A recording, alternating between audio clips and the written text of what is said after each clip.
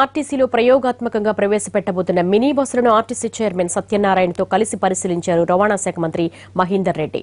మొదట వరంగల్, నిజామాబాద్ జిల్లాలలో నడుపుతామన్న ఆయన ఇప్పటికే 100 బస్సులు సిద్దమయ్యాయన్నారు. గ్రూప్ బుకింగ్ ను సైతం త్వరలోనే ప్రవేశపెట్టనున్నట్లుగా తెలిపారు ఆయన.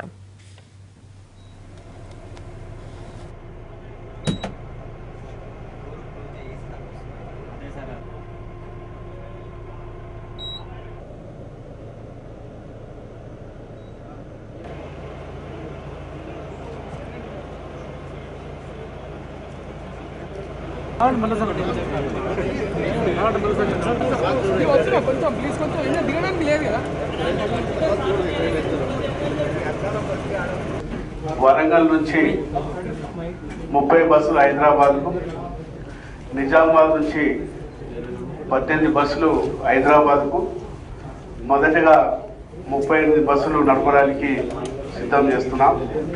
ఒక్కొక్క బస్సు 22 లక్షలతోటి 236 బస్సులకు గాను 40 నుంచి 50 కోట్లతోటి బస్సులు వేయడం జరుగుతున్నది.